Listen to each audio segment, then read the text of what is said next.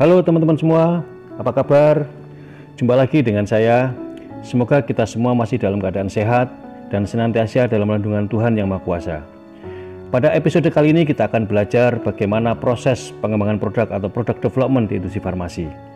Saya tidak menggunakan istilah research and development karena mayoritas, kalau tidak bisa dikatakan semua, industri farmasi di Indonesia hanyalah memproduksi obat kopi. Video ini merupakan episode ke-8 dari materi Belajar Manajemen Farmasi Industri. Jangan lupa tekan tombol subscribe bagi Anda yang belum subscribe, serta gambar lonceng di sebelahnya agar Anda tidak ketinggalan info-info terbaru mengenai farmasi industri saya. Semoga video ini bermanfaat buat kita semuanya dan selamat menyaksikan.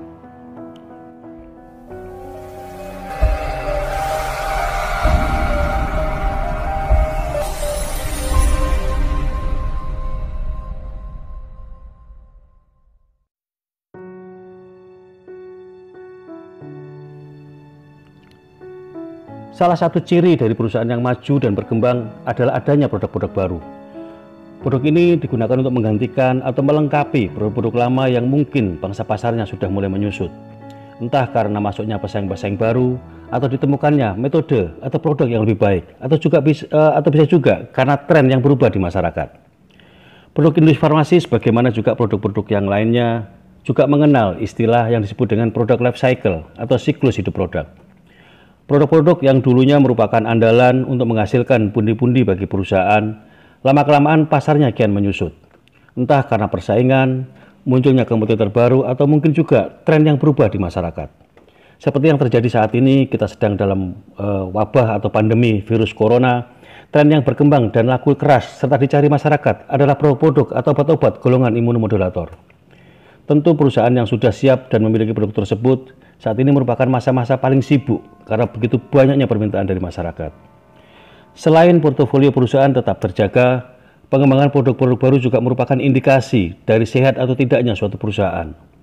Kalau kita belajar dari perusahaan-perusahaan farmasi yang sukses saat ini, hampir semuanya adalah perusahaan-perusahaan yang sangat inovatif dan juga rajin mengeluarkan produk-produk baru di tengah masyarakat.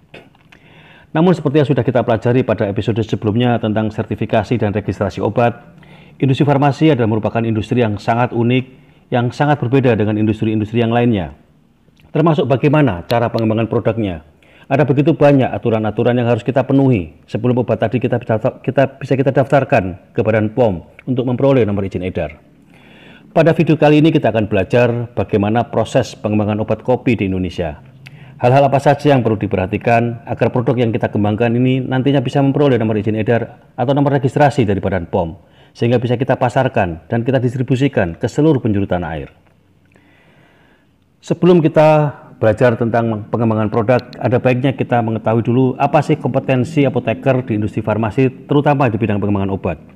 Ada begitu banyak kompetensi yang dituntut oleh kita sebagai apoteker supaya bisa mengembangkan obat tadi sesuai dengan peraturan perundang-undangan yang berlaku. Yang pertama adalah melakukan studi praformulasi dan menetapkan formula sediaan farmasi dengan memperhatikan aspek, khasiat, keamanan, dan kualitas produk. Sebagai apoteker di industri farmasi, kita juga harus bisa menetapkan spesifikasi bahan baku, spesifikasi bahan kemasan, dan spesifikasi produk sesuai dengan peraturan perundang-undangan yang berlaku, terutama dengan dari farmakope ataupun farmakopendial yang lainnya. Sebagai apoteker, kita juga harus bisa merancang prosedur pembuatan sediaan farmasi dengan mematuhi ketentuan cara pembuatan sediaan farmasi yang baik. Kita juga harus bisa merancang kemasan dan brosur atau leaflet, serta memastikan ketersediaan informasi sesuai dengan kebutuhan. Antara lain misalnya tentang informasi tentang expired date atau ED, beyond use date atau BUD, informasi tentang pelarut, kelarutan, kompatibilitas, kondisi penyimpanan, dan sebagainya. Ini merupakan kompetensi dari apoteker di industri farmasi. Kita juga harus bisa memilih bahan baku sesuai dengan spesifikasi yang sudah kita ditetapkan. Sebagai apoteker, kita juga harus bisa membuat sediaan farmasi termasuk golongan obat steril maupun non steril dengan mematuhi prosedur-prosedur yang sudah ditetapkan dalam CPOB. Sebagai apoteker di industri farmasi, terutama dalam pengembangan obat, kita juga harus bisa melakukan pengujian untuk memastikan kesesuaian mutu sediaan farmasi tersebut dengan ketentuan yang ada di Farmakope Indonesia atau kompendium lain yang sesuai. Secara garis besar, proses pengembangan produk obat kopi di industri farmasi dapat kita lihat dalam grafik berikut ini. Yang pertama adalah feasibility study atau studi kelayakan. Ini merupakan kolaborasi antara berbagai departemen di industri farmasi tadi, dari marketing yang melihat bagaimana kelayakan produk ini di pasaran, kemudian bagian product development, bagian business development dan sebagainya, termasuk bagian yang ada di R&D ataupun di bagian product development. Apakah produk ini bisa layak atau memungkinkan dikembangkan di pabrik kita. Kemudian selanjutnya adalah kita melakukan studi pustaka dan preformulasi atau praformulasi. Ini kita lakukan digunakan untuk bisa melihat bagaimana sifat-sifat atau karakter dari bahan-bahan yang kita perlukan. Kemudian kita lakukan proses pengembangan formulasi untuk memungkinkan produk tersebut bisa dibuat formula yang sesuai dengan ketentuan yang berlaku. Setelah formulasi kemudian sampai ke tahap stability, barulah kita lakukan proses registrasi di Badan POM.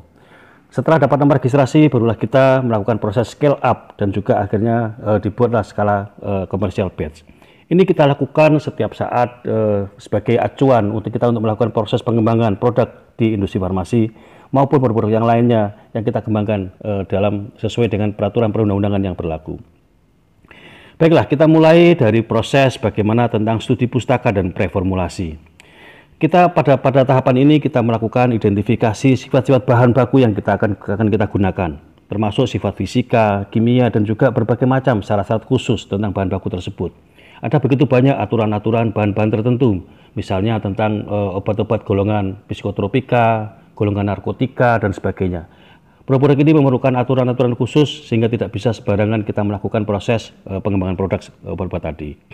Kemudian kita juga melakukan identifikasi sifat-sifat khusus. Apakah obat-obat yang kita akan kembangkan nanti memiliki treatment khusus, misalnya tentang obat-obat golongan steril misalnya. Apakah ini akan digunakan secara aseptis atau non-aseptis? Apakah obat ini golongan beta-laktam atau non-beta-laktam dan sebagainya? Ini adalah merupakan treatment khusus yang harus kita perhatikan. Kemudian kita juga melakukan studi pustaka tentang bagaimana metode analisanya. Beberapa obat memiliki metode analisis yang sangat sulit dikembangkan. Hal ini juga akan menyulitkan nantinya kita untuk melakukan proses pengembangan produk. Berikutnya yang kita lakukan adalah melakukan dari pustaka tadi kita harus bisa membuat perkiraan kira-kira spesifikasinya seperti apa bahan awal yang kita gunakan. Kemudian bagaimana rancangan metode analisanya. Kemudian dari produknya kita bisa lakukan perkiraan spesifikasi yang akan nanti kita akan tuju atau product specification-nya. Kemudian kita juga bisa merancang bagaimana proses pengujiannya atau rancangan metode analisanya. Kemudian untuk proses produksinya kita juga dari rancangan formula tadi kita juga kemudian merancang bagaimana proses produksi yang akan kita kerjakan nantinya secara komersial batch. Nah, ini adalah merupakan proses bagaimana kita melakukan formulasi dalam skala laboratorium. Jadi yang pertama kali kita lakukan setelah studi pustaka adalah kita melakukan trial atau percobaan atau pengembangan formula di skala laboratorium. Pada tahapan ini kita melakukan evaluasi bahan baku yang kita gunakan. Secara garis besar tidak ada aturan khusus berapa bahan baku yang kita gunakan.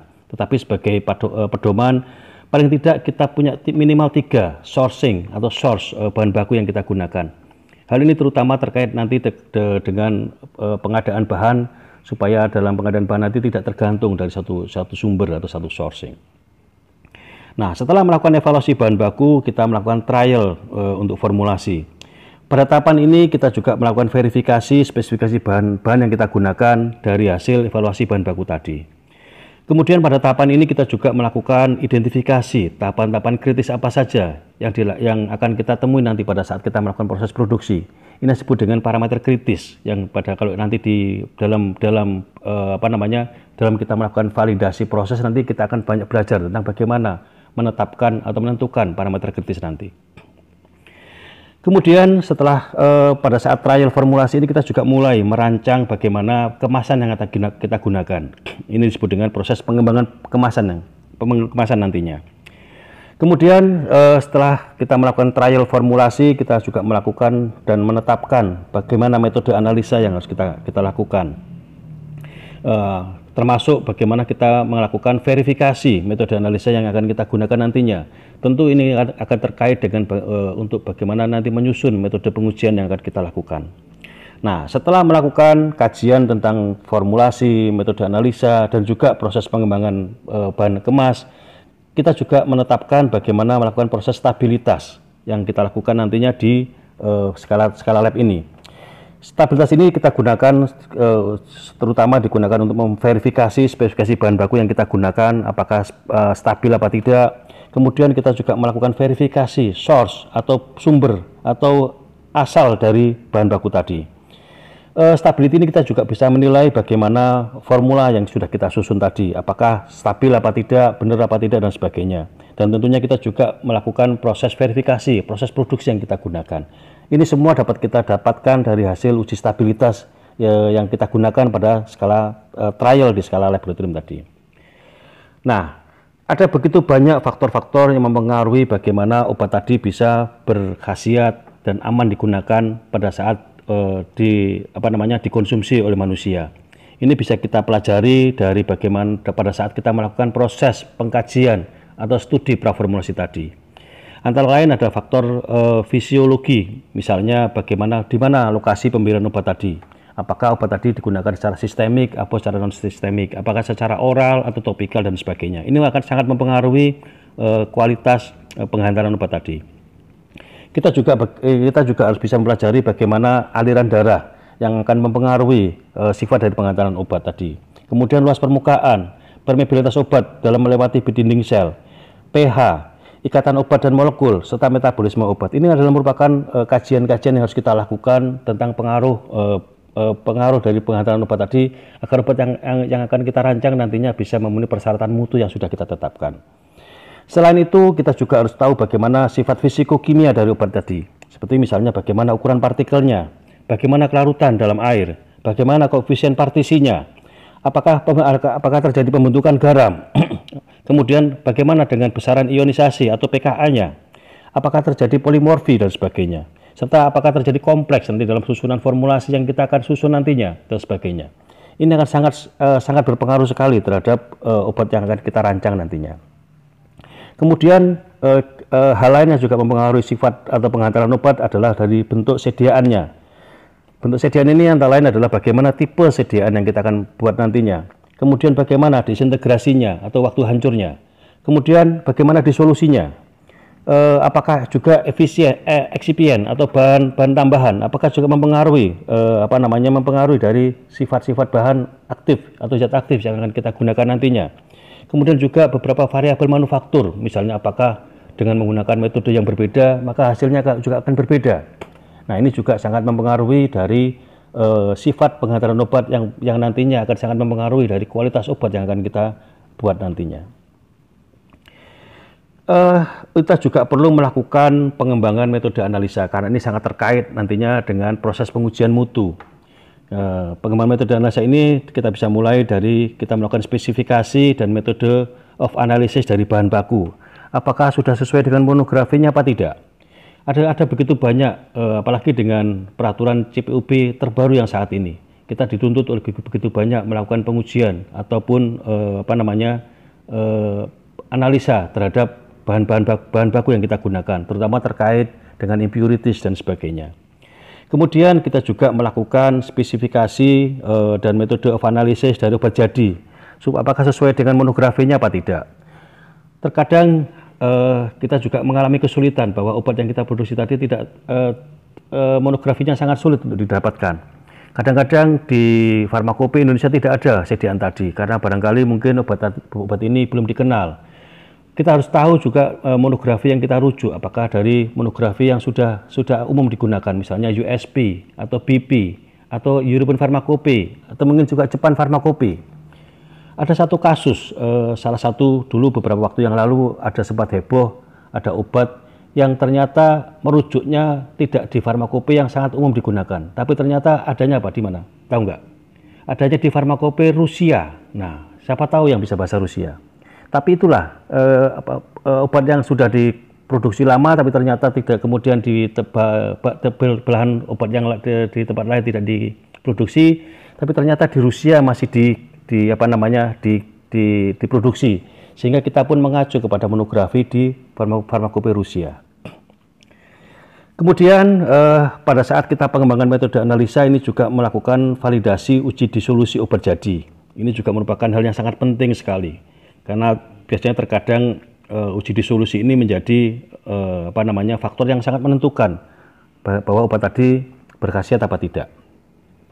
Kemudian kita melakukan validasi penetapan kadar. Nah, ini yang seringkali diminta dokumennya oleh Badan POM untuk melengkapi proses dokumen registrasi kita, yaitu validasi penetapan kadar baik itu bahan baku maupun obat jadinya.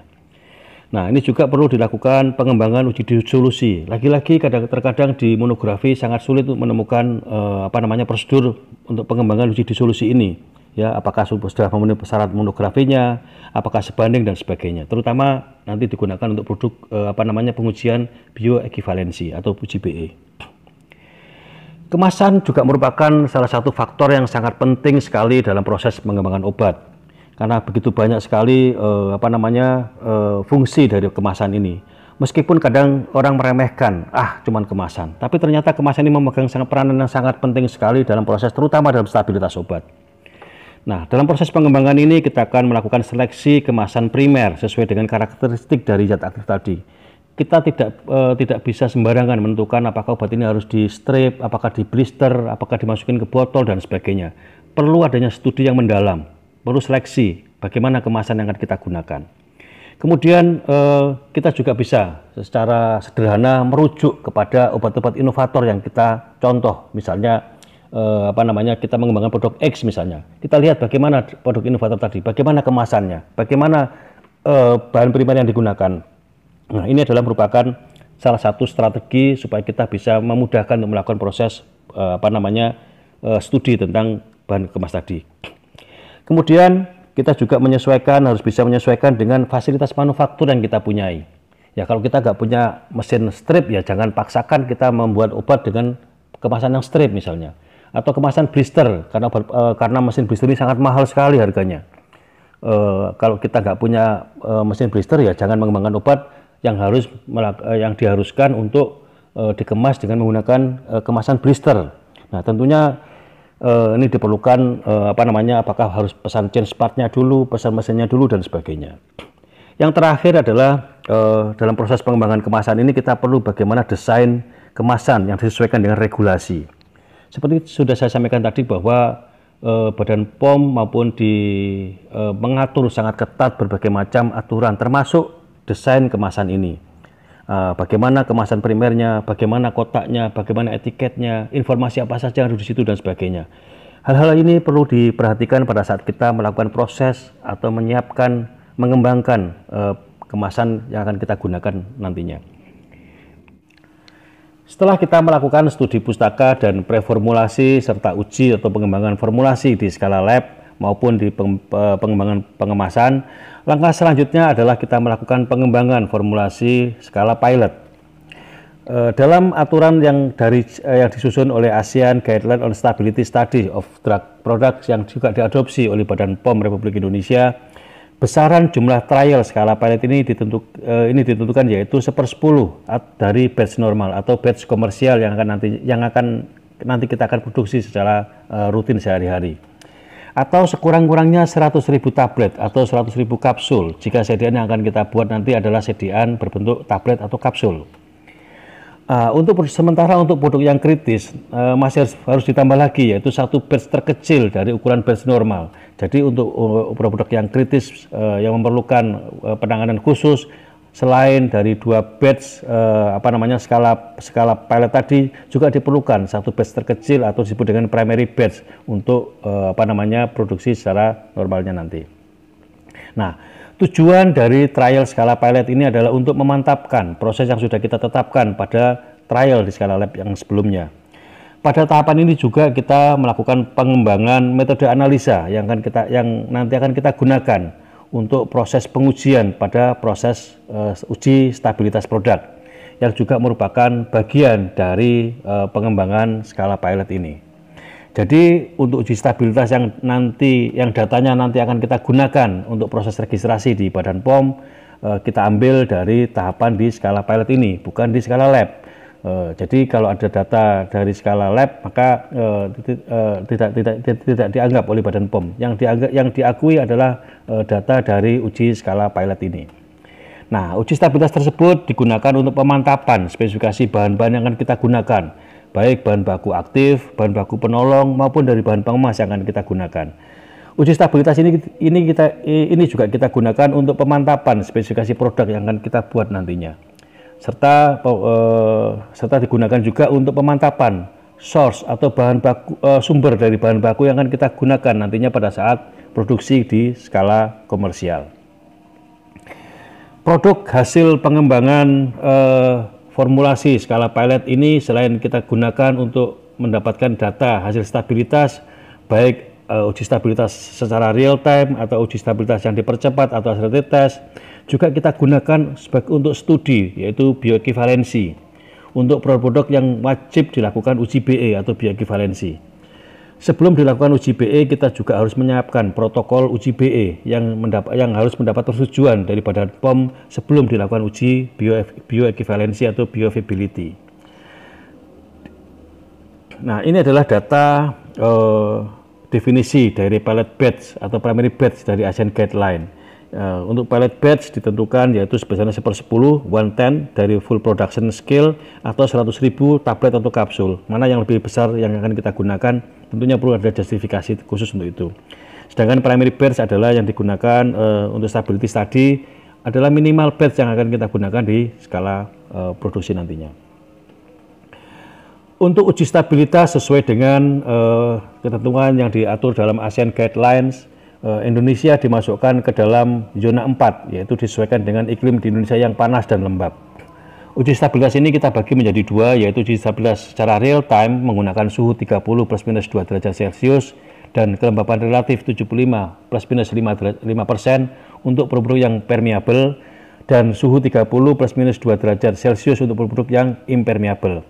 Waktu yang diperlukan untuk uji stabilitas real time ini adalah 2 tahun, di mana pengujian dilakukan pada interval waktu tertentu, yaitu pada bulan ke-0, bulan ke-3, bulan ke-6, bulan ke-12, bulan ke-18, dan bulan ke-24, serta setiap tahunnya hingga hingga expired date yang kita inginkan. Selain itu, ada pula uji stabilitas yang dipercepat atau accelerated test, yaitu dengan menggunakan suhu 40 +- 2 derajat Celcius dan kelembapan relatif 75 +- 5%. Untuk uji stabilitas ini, waktu pengujian yang dilakukan adalah bulan ke-0, bulan ke-3, dan bulan ke-6.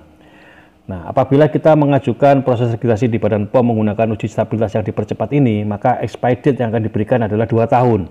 Sedangkan apabila kita menginginkan waktu ide yang lebih lama, maka data yang diperlukan adalah uji stabilitas secara real time sesuai dengan waktu ide yang kita inginkan.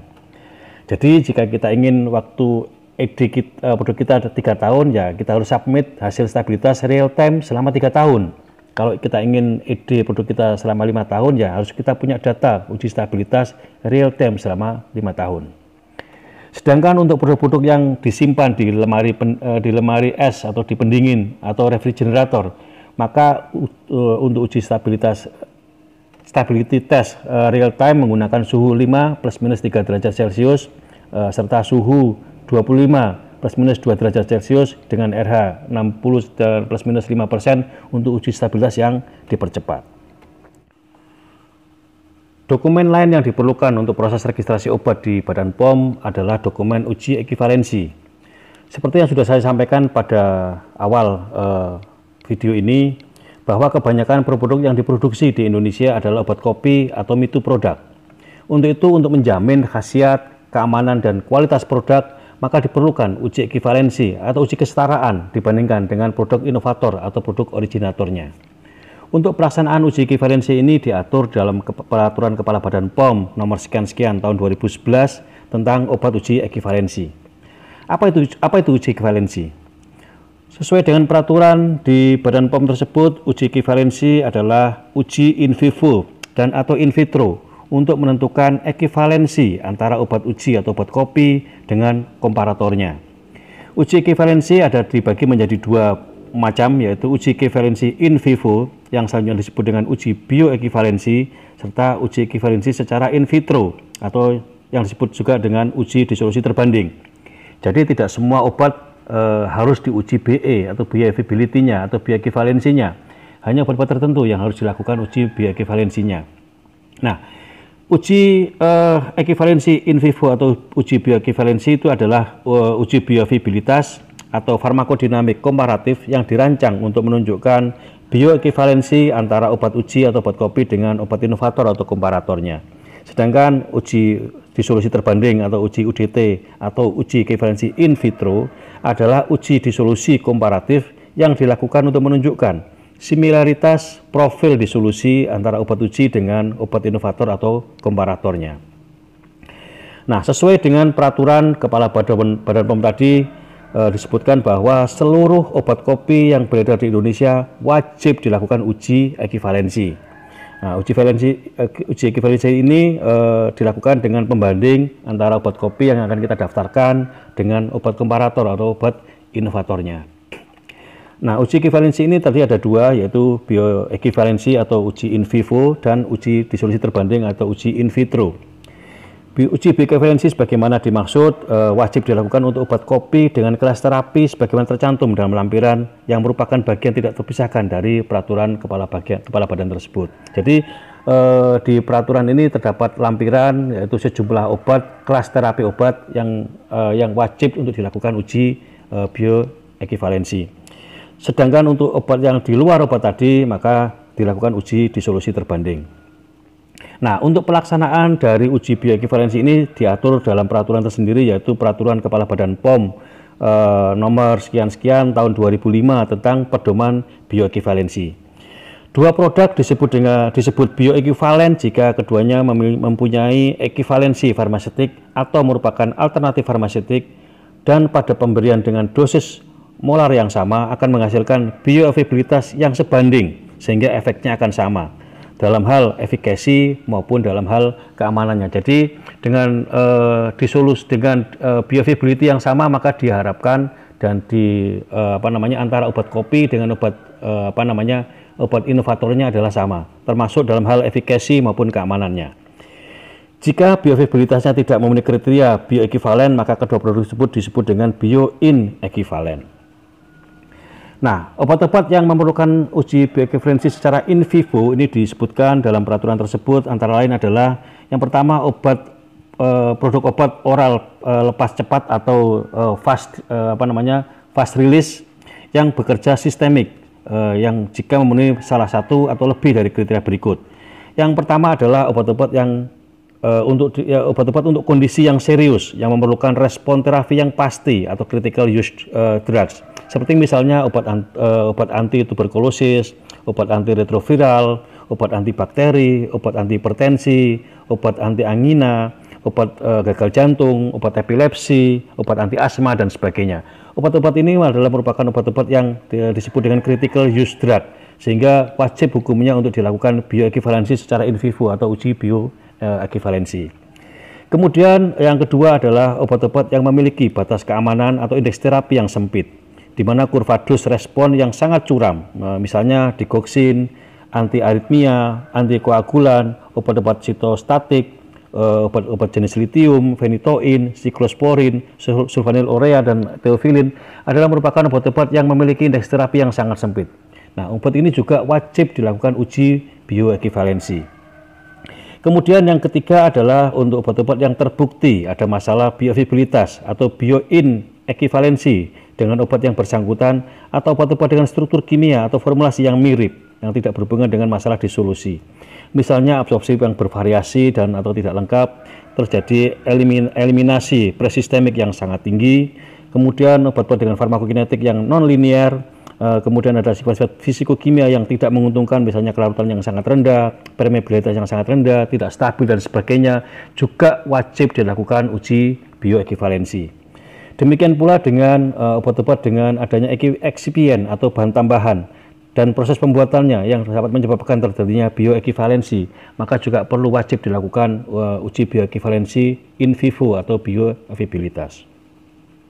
Kemudian kelompok yang kedua adalah produk obat non-oral dan non-parenteral yang didesain untuk bekerja secara sistemik, misalnya obat-obat sediaan transdermal, obat-obat golongan sediaan supositoria, atau permen nikotin misalnya, atau gel testosteron, atau kontrasepsi di bawah kulit. Ini juga merupakan obat-obat yang wajib dilakukan untuk uji bioekivalensi.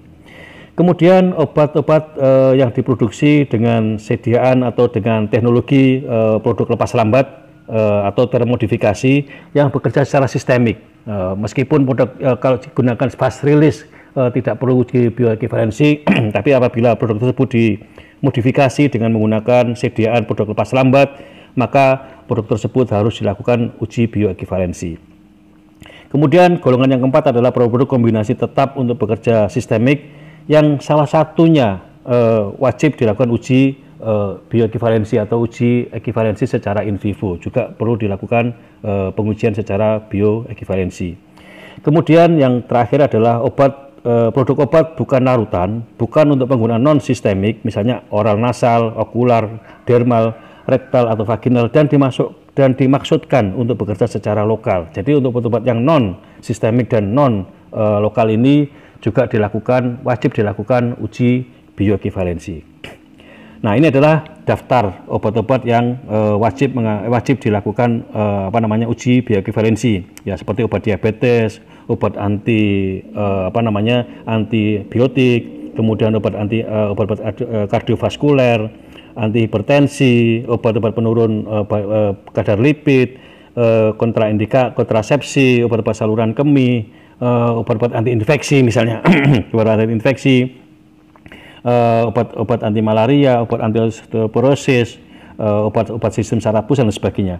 Ada 88 obat yang wajib dilakukan uji BE. Nah, beberapa waktu yang lalu Badan POM sudah mengeluarkan draft regulasi baru yang memasukkan juga beberapa produk yang lain. Total kalau tidak salah saya hitung kemarin ada 136 obat ya, baru, termasuk obat baru yang wajib dilakukan uji BE ini. Tapi saya tidak tahu apakah peraturan ini sudah keluar apa belum. Saya belum lihat di di situs dari Badan POM. Jangan peraturannya di situ. Nah, hal-hal yang harus diperhatikan sebelum kita lakukan uji BE adalah yang pertama, kita lakukan dulu UDT dulu, ya. Uji disolusi terbanding pada 3 kondisi pH yang sesuai pedoman uji BE. Jadi uji BE ini mahal sekali, ya. Kira-kira habis sekitar 200 sampai 300 juta untuk sekali pengujian.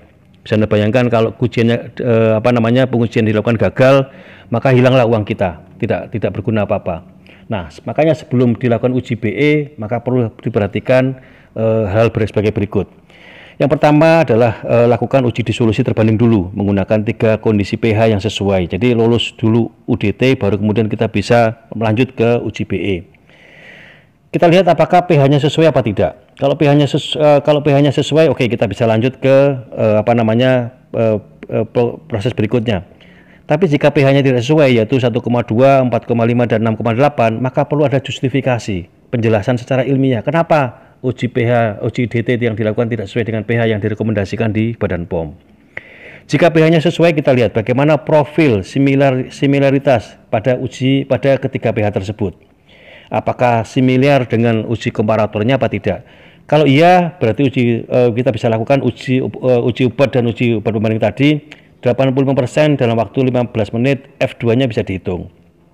Kemudian untuk obat uji dan obat pembandingnya lebih besar daripada 80% dalam waktu itu 15 menit, maka F2-nya tidak dihitung. Jadi kita lihat bagaimana perbandingan dari kedua uji tadi.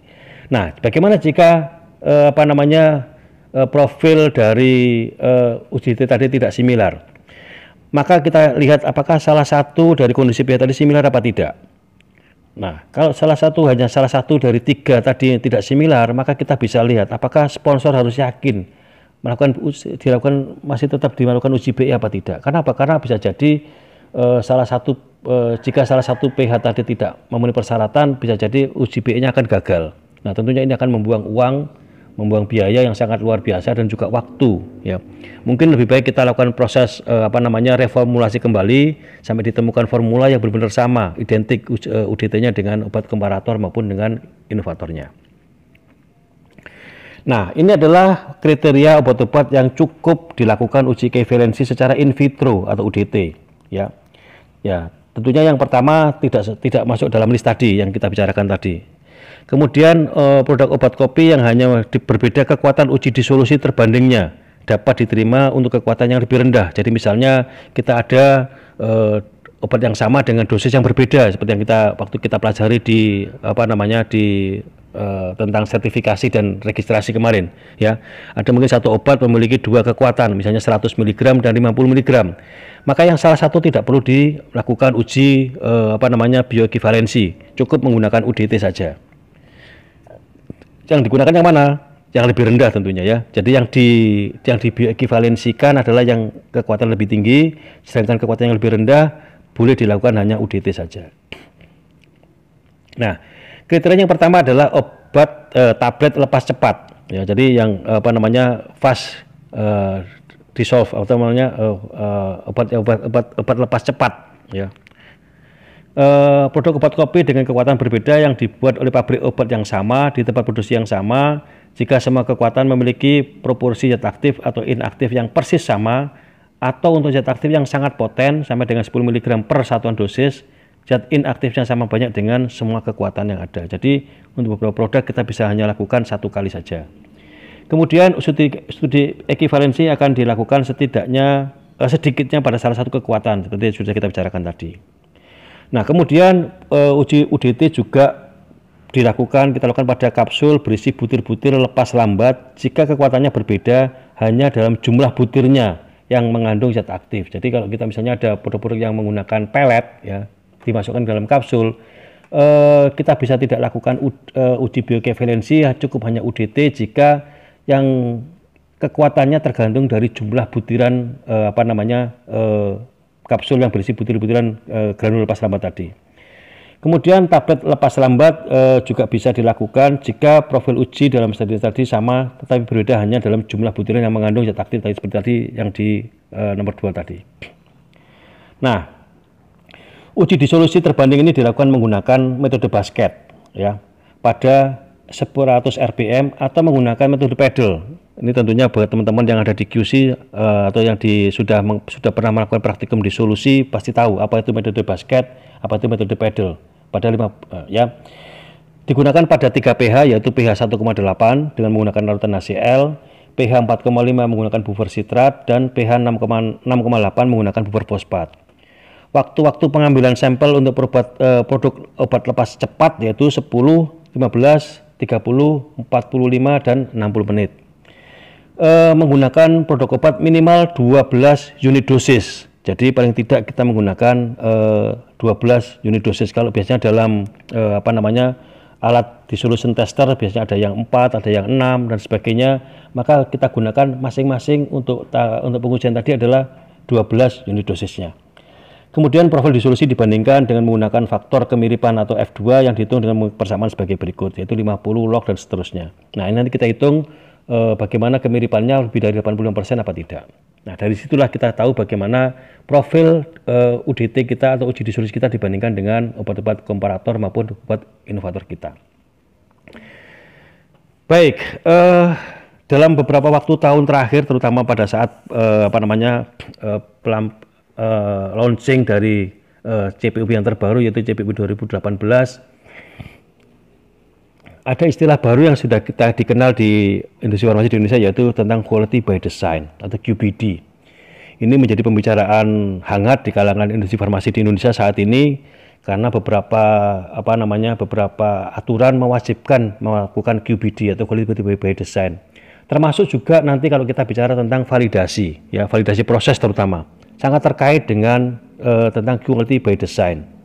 Nanti ada session khusus nanti di beberapa episode yang akan datang kita akan bahas khusus tentang bagaimana melakukan validasi proses. Nah, di situ ada beberapa cara, metode.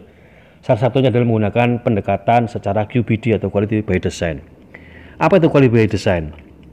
Secara sederhana menurut ICH Q8 atau R2 Pharmaceutical Development, QBD adalah merupakan pendekatan sistematis pada pengembangan produk yang dimulai dengan menetapkan tujuan. Jadi pertama kali adalah kita melakukan desired product performance.